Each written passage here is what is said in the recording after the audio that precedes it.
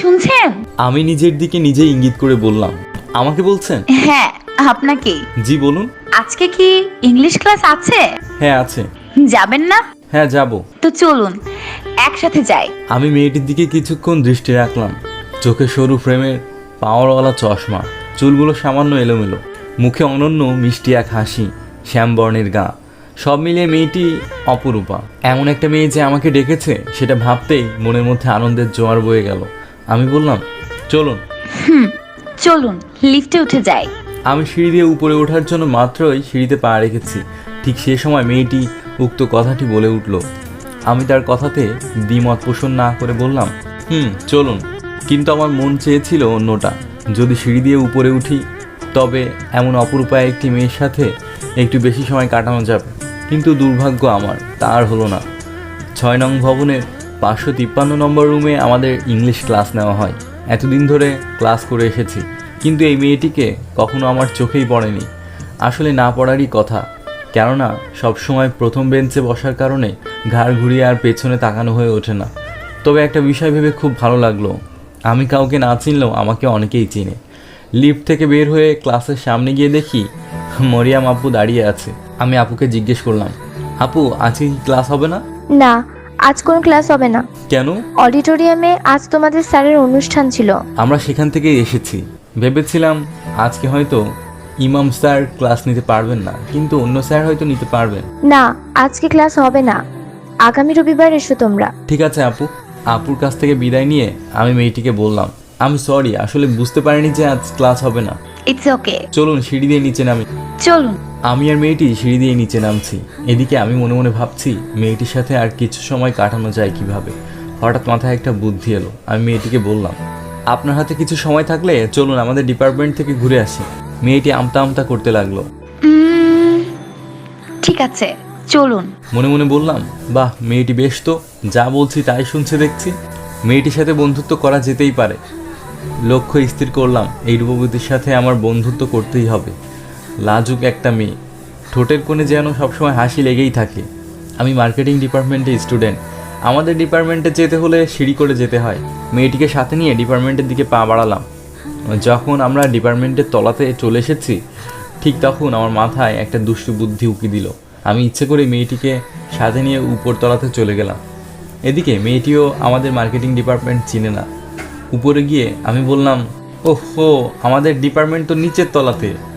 এর মধ্যে আমি একবার মেয়েটির দিকে চক্ষু গোচর করেছি। না, মেয়েটির মধ্যে বিরক্তের কোনো ছাপ নেই। মেয়েটি আমাকে কিছু বললও না। আমি আর মেয়েটি ডিপার্টমেন্টের দিকে যত এগোচ্ছি আমার মনে হচ্ছে আমি ঠিক ততটাই মেয়েটি থেকে দূরে সরে যাচ্ছি। কেননা ডিপার্টমেন্ট থেকে বের হওয়ার পর মেয়েটিকে আর কোনো অজুহাত দিয়েও ধরে রাখা যাবে না। যদি বলি, আমাকে যদি আরেকটু সময় দিতেন তবে অমুক কাজটা করতে পারতাম, আর তখন যদি মেয়েটা বলে ওঠে আমার বাসায় যেতে হবে, আপনি প্লিজ কষ্ট করে নিজেই কাজটা করুন, তখন আমি কি বলবো?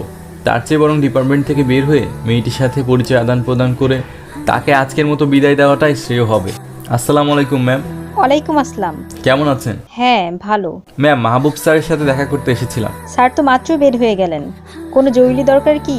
না ম্যাম, ধন্যবাদ, আসি। অবশ্য স্যারের সাথে আমার তেমন কোনো জরুরি দরকার ছিল না, তবে স্যার যদি ডিপার্টমেন্টে থাকতেন তাহলে আমাকে একটা উপায় বের করতে হতো স্যারের সাথে কোন বিষয়ের উপর কথা বলবো তা নিয়ে। আমি আর মেয়েটি ডিপার্টমেন্ট থেকে বেরিয়ে এলাম। ভার্সিটির গেটের সমীপে এসে মেয়েটি নিজেই আমাকে জিজ্ঞেস করলো, আপনার নাম কি? আমি বললাম, মোহাম্মদ রাব্বি হোসেন। আমি ডায়না। কি? কোথায় কি? আপনার নামটা? ডায়না। ডায়না নাকি ডাইনি? হ্যাঁ, আমার নাম হোসনে আরা ডায়না। বেশ মজার নাম তো, তবে আমি ডাইনি বলে ডাকবো। আমার কথা শুনে মেয়েটি তার সেই অপরূপ হাসিটা আমাকে উপহার দিল। অবশ্য হাসিটাকে উপহার বললে ভুল হবে, বরং আমি নিজেই হাসিটাকে উপহার স্বরূপ নিলাম। আমি জিজ্ঞেস করলাম, কোন ডিপার্টমেন্ট? বায়োকেমিস্ট্রি। ও গুড। বাসা কোথায়? পুরান ঢাকা। স্থানীয়? বাহ বেশ তো। আপনার? মিরপুর 1। স্থানীয় না, তবে গ্রামের বাড়ি পাবনা। পাবনার? পাগল।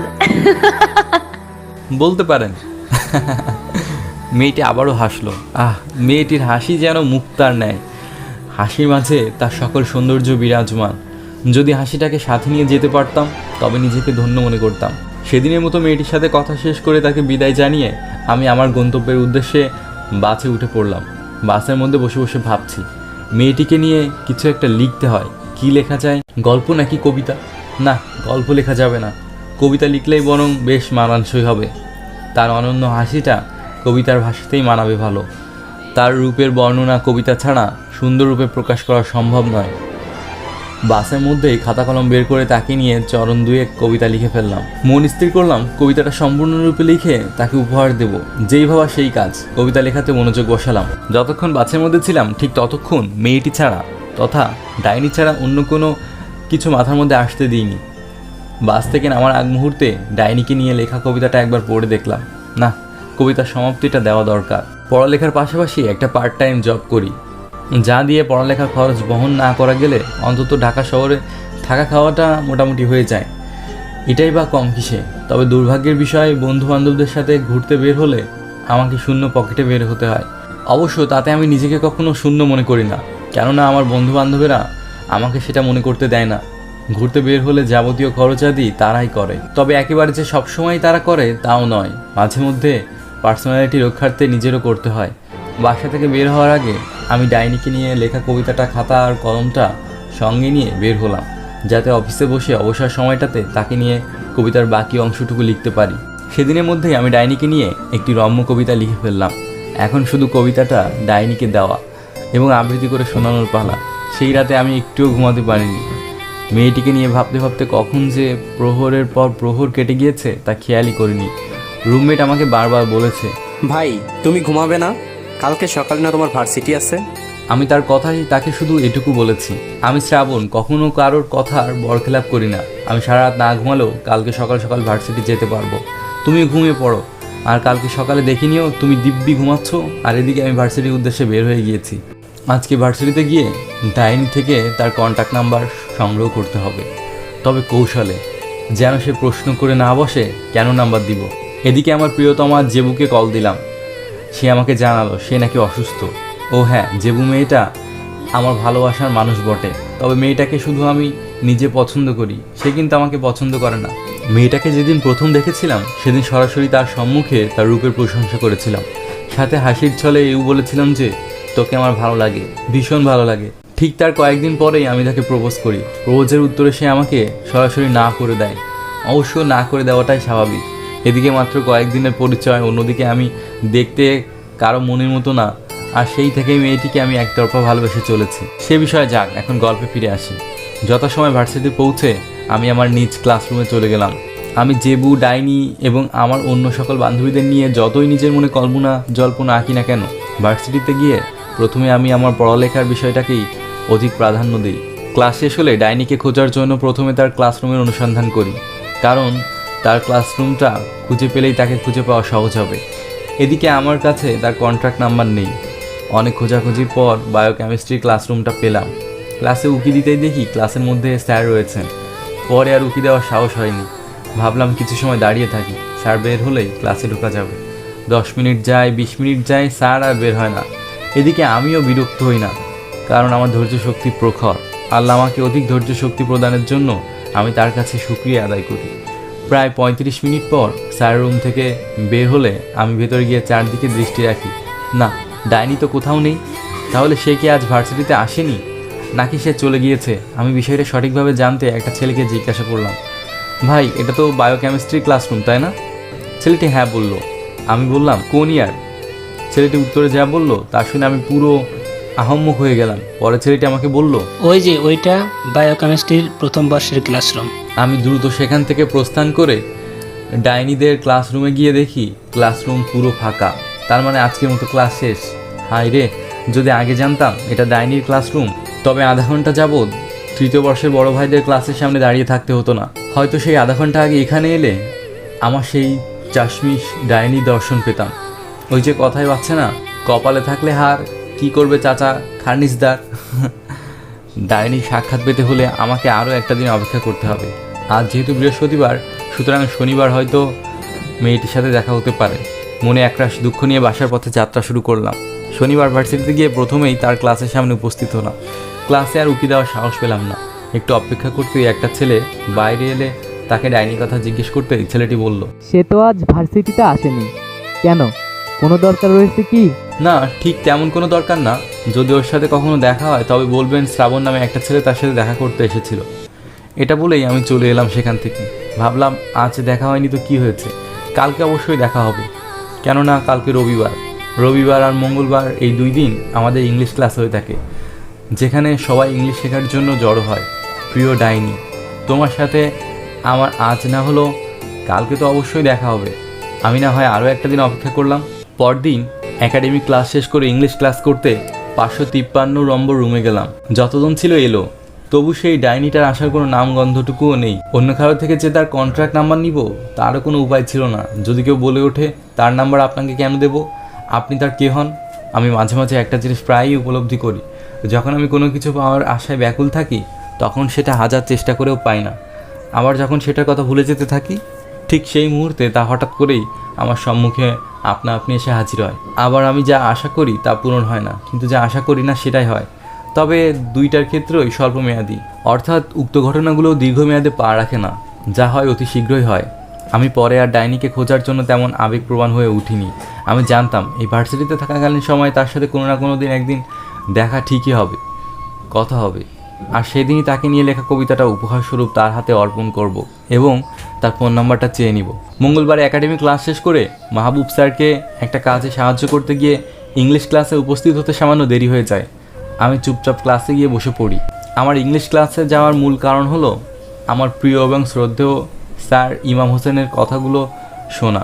তিনি একজন হাস্যরসিক বটে, তবে ওনার কথা বলা, উপস্থাপন ভঙ্গিমা পুরোটাই ব্রিটিশদের মতো, যা আমাকে বিমোহিত করেছিল। স্যার বললেন, কোনো কিছু শেখার ক্ষেত্রে তা যদি মজার মধ্যে দিয়ে শেখা যায় তবে তা অতি শীঘ্রই আয়ত্ত করা যায়। তিনি বোর্ডে কিছু একটা লিখে আমাদেরকে তার সমাধান করতে বললেন। আমরা সবাই স্যারের দেওয়া সমস্যাটির সমাধান উদ্ঘাটনে ব্যস্ত। ঠিক সেই সময় স্যার বলে উঠলেন, ডাইনা ফেরোছো তুমি। ডাইনা? নামটা বলতেই আমি আমার পাশের বেঞ্চে তাকিয়ে দেখি সেই ডাইনিটা চুপচাপ বসে আছে, অথচ সে আমাকে একটিবার ডাকও দেয়নি। চশমা পরা ছেলেমেয়েরা একটু বুদ্ধিমান হয়ে থাকে, ভেবেছিলাম ডাইনি হয়তো সবার আগে সমস্যাটির সমাধান করতে সক্ষম হবে, কিন্তু না, একটি চশমাবিহীন ছেলে সমস্যাটির সমাধান করে ফেললো। ওদিকে স্যার ক্লাস নিচ্ছেন, আর এদিকে আমি ডাইনির সাথে কথা বলার চেষ্টা করছি। চেষ্টার অন্তে তাকে বললাম, তোমার জন্য একটা সারপ্রাইজ আছে, ক্লাস থেকে বের হয়ে একটু দেখা করো। আচ্ছা। ক্লাস শেষ করে তাকে নিয়ে লেখা কবিতাটা তার হাতে দিলাম। সে আমাকে বলল পড়ে শোনাতে। আমি কবিতা লিখি বটে, তবে আমি তা মনের মাধুর্য মিশিয়ে সুন্দর করে আবৃত্তি করতে পারি না। তবুও মেয়েটি যখন অনুরোধ করলো তখন যেমনই হোক না কেন আবৃত্তি করতেই হবে। আবৃত্তি শেষে কবিতাটি তার হাতে দিলে বলল, তুমি সেই শ্রাবণ? কোন শ্রাবণ? যে আমাকে আমার ডিপার্টমেন্টে গিয়ে খুঁজেছিল। আমাকে জানালো যে শ্রাবণ নামে একটা ছেলে তোকে খুঁজছিল। ও আচ্ছা। কথা বলা শেষে সে চলে যাওয়ার সময় তার থেকে ফোন নাম্বারটা রেখে দিলাম, যাতে তাকে আর খুঁজে পেতে বেগ পোহাতে না হয়। এরপর থেকে ডাইনিটার সাথে আমার মোটামুটি ফোন আলাপ, ভার্সিটিতে একটু কথা বলা, দেখা সাক্ষাৎ চলতে থাকে। তার ফোন নাম্বারটিও আমি আমার ফোনে ডাইনি নামে সেভ করে রেখেছি। অবশ্য তাকে ডাইনি বলে সে রাগ করে না, বরং খুশি হয়। বন্ধুত্বটা যখন তুমি থেকে তুইতে মোড় নিয়েছে, ঠিক তখন মেয়েটিকে আমি আমার ভালোবাসা মানুষটার কথা, অর্থাৎ জেবুর কথা বলি। তাকে আমি পুরো বিষয়টি খুলে বলি যে জেবুকে আমি প্রপোজ করেছিলাম, কিন্তু সে আমাকে সরাসরি না করে দিয়েছিল, আর সে এখন আমার সাথে কথা বলে না। আমি ডাইনি থেকে বুদ্ধি চাই, কি করলে তার মনে আমি জায়গা নিতে পারি। উত্তরে সে আমাকে বলে, পেছনে লেগে থাকো, কাজ হয়ে যাবে, আর তা না হলে অন্য কাউকে দেখো।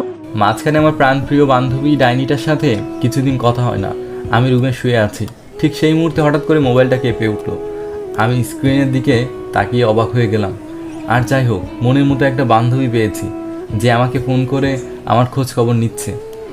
একদিন তার সাথে ফোনে কথা বলার সময় তাকে বললাম, তোর এটা আবার কেমন নাম্বার, কল দিলে মুহূর্তের মধ্যে ব্যালেন্স শেষ হয়ে যায়? সেদিন সে আমাকে অবাক করিয়ে দিয়ে বলেছিল, ওকে, টেনশন নিস না, আজ থেকে যখনই তুই কল দিবি আমি তোর কল কেটে তোকে কল ব্যাক করব, ঠিক আছে? আমি প্রত্যুত্তরে বলেছিলাম, আর মনে মনে বললাম, যাক, কপাল গুনে একটা বান্ধবী পেয়েছি। এই তো 15-20 দিন হবে, এক সন্ধ্যায় সে আমাকে ফোন করে বলল, তোর থেকে একটা পরামর্শ চাই। নির্ভয়ে নিঃসংকোচে বলে ফেল। আগামী 14 তারিখ আমার বয়ফ্রেন্ডের জন্মদিন। এমনিতে এখন রোজা চলছে, তাকে কখন জন্মদিনের উইশটা করলে ভালো হয় বলতো?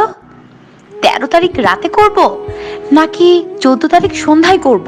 আমার ডাইনিটার বয়ফ্রেন্ড আছে, সেটা শুনতেই বুকের মধ্যে শূন্যতা অনুভূত হলো। তবে কেন এমনটা হলো সেটা অজানা। তবে কি ডাইনিকে আমি ভালোবাসতে শুরু করেছি? না না, এটা হতে পারে না। সে আমার একজন ভালো বন্ধু। আমি তাকে সঠিকভাবে কোনো পরামর্শ দিতে পারলাম না, তবে কয়েকটা পরামর্শ দিয়েছিলাম যা গ্রহণযোগ্য না। তবে তাকে বললাম, তোর যেটা ভালো মনে হয় সেটাই কর।